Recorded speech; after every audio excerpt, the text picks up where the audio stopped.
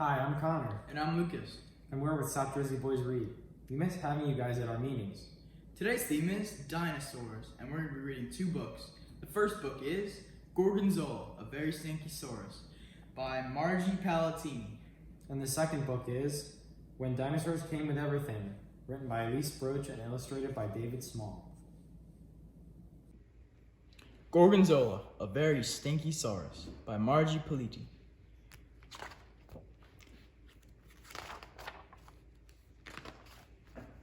Once upon an eon, dinosaurs roamed and ruled. Some were mighty, some were fierce, and some were so bad they could scare the socks off you. But the worst of them all, the very worst of them all, was Gorgonzola. The thing was, the big boy had no clue that the real reason everyone ran off in such a hurry was not because they were frightened. It was that Gorgonzola smelled so doggone awful. Oh, was he ever ripe. And so it went. The wind would blow and everyone ran for cover. That is, until one day when one brave little birdie, tired of picking up her nest, just had enough. Hey, you big stinker, how about a little consideration? Clean up your act, will you? Nobody's afraid of you. We can't stand being near you. You're a primo stinko. You got a major dinosaur odor problem. Am I getting through to you? P.U. Gorgonzola was stunned, shocked. He took a whiff. Wow, he said with a cross-eyed blink. You could petrify a rock with that prehistoric aroma of yours, the bird squawked. Didn't your mother ever tell you about soap, water, or a toothbrush? Yeesh. Gorgonzola gulped. Dinosaur tears rolled down his slimy face and moldy chin. I was an orphaned egg, he cried. I hatched myself and have been on my own ever since. I just never had anyone to teach me good hygiene. Okay, stop your blubbering, the bird sighed. She grabbed a couple of leaves and wiped Gorgonzola's runny nose. Blow. He snorted and let loose with a slobbering sob. Dinosaur odor? Honest, I never knew.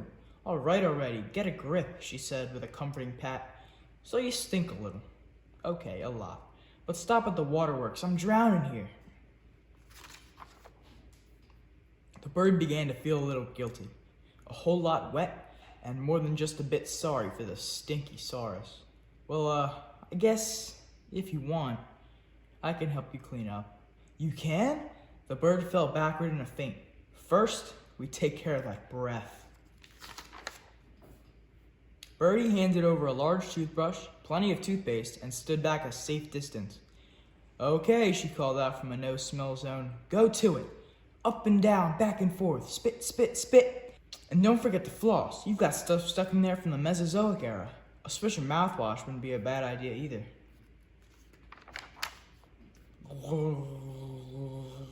Gorgonzola gargled.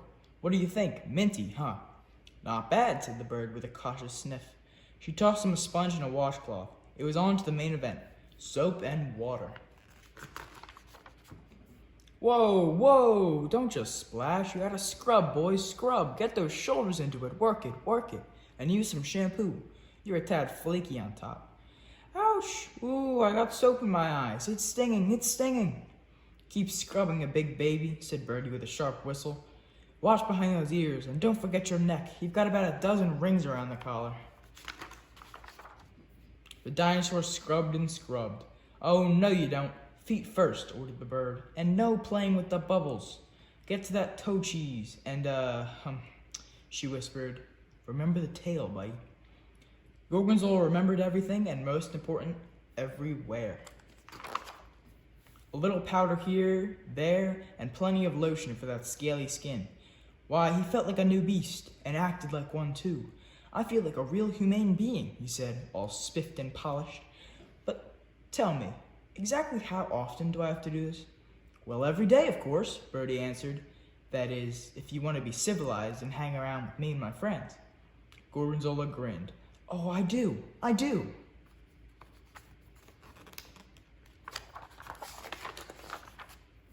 And so he did.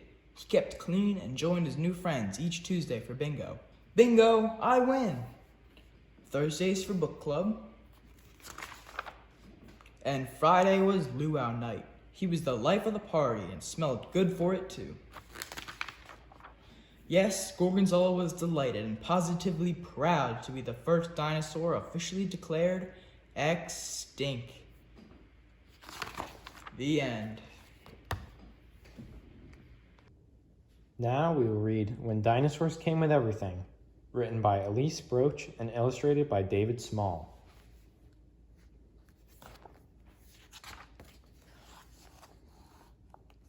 Friday is errand day. My mom goes on boring errands and I have to go with her.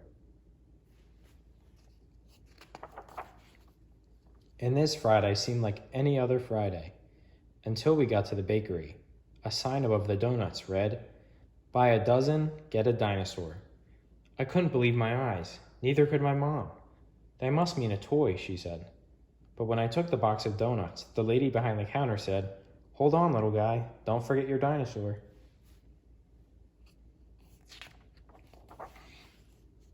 And there he was. "Mom," I yelled. It was a triceratops. "What?" cried my mom. She did not look too happy. "How are we supposed to get that home?" The bakery lady smiled. "Oh, don't worry. He'll follow you. They always do."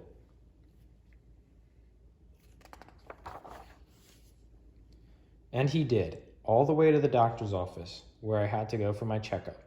My mom shook her head. "What are we going to do with him now?" She looked him up and down. That took a while. "We can't bring him inside," she said finally. "He'll have to stay in the parking lot." I told him not to talk to strangers. After my checkup, I asked for a sticker, like usual. "No stickers today," said the nurse. "Just dinosaurs. With a shot, you get 2. "I don't want a shot," I said. The nurse smiled. "Not today, buddy, but you can pick up your dinosaur at the front desk." "Mom," I yelled. There at the front desk was a stegosaurus. "What on earth is going on?" my mom cried. "It's a special day," the nurse explained. "Today, dinosaurs come with everything." "Yes," I said. "No," my mom groaned. We walked down the street, and my triceratops and my stegosaurus walked right behind us. Thud, thud, thud. They made friends right away. Across the street, other kids had dinosaurs too. I saw an ankylosaur, a duckbill, and a velociraptor. We all waved at each other. Our mothers glared and kept on walking.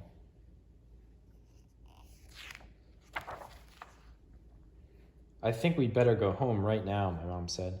"But what about my haircut? The barber's waiting for me." My mom looked at the dinosaurs, then she looked at my bangs. "The barber always gives a balloon, doesn't he? A nice balloon?" "Uh-huh," I said. I didn't want a balloon. I wanted a bearosaur. At the barber shop, I gave my triceratops and my stegosaurus donuts as a snack. They waited outside and watched through the glass.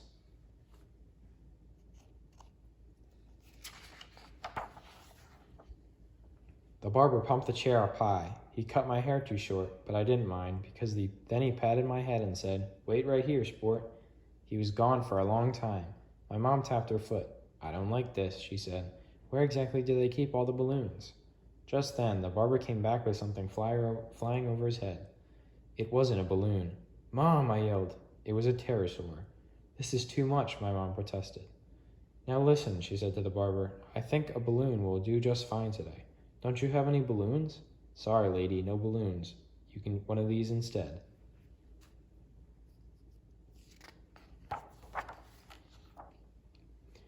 It was like that everywhere we went. At the shoe store, the sign read, "Buy 2 pair, get dinosaur free." My mom decided my shoes would last a little longer. At the theater, we could hear the popcorn man shouting, "Butter? No butter? You want a dinosaur with that?" My mom said we'd go to the movies another day.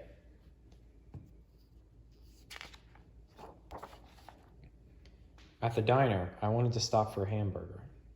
But then a girl walked out with a Tyrannosaurus Rex.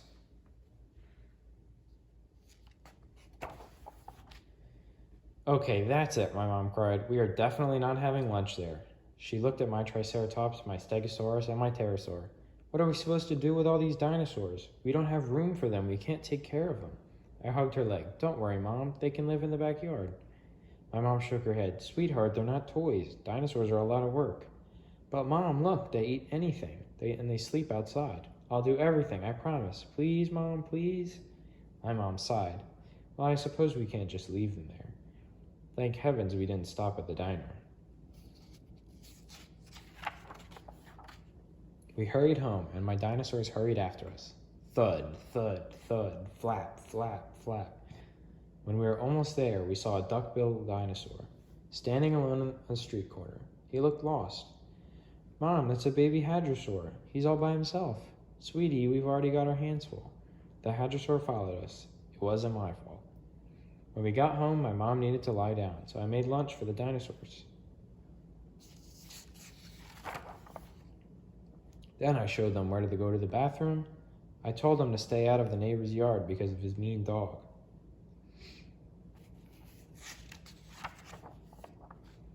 And I showed them my slide, my tire swing, and all the toys in the garage.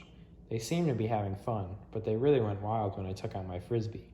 The hadrosaur had the first throw. The frisbee landed on the roof. I saw my mom watching from the window. Is everything all right out there? She asked. Everything's fine, Mom. We can get it down. And my pterosaur flew up and plucked the frisbee out of the gutter. My mom kept watching. She looked at him for a long time.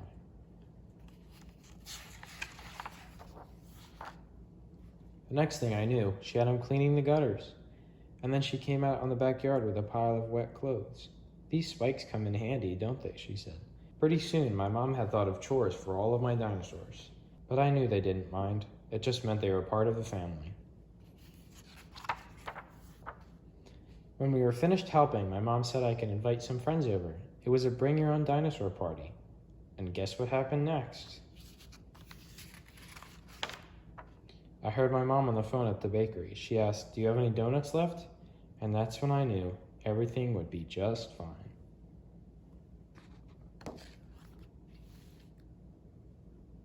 Thanks for joining us. Keep reading and we'll see you next time.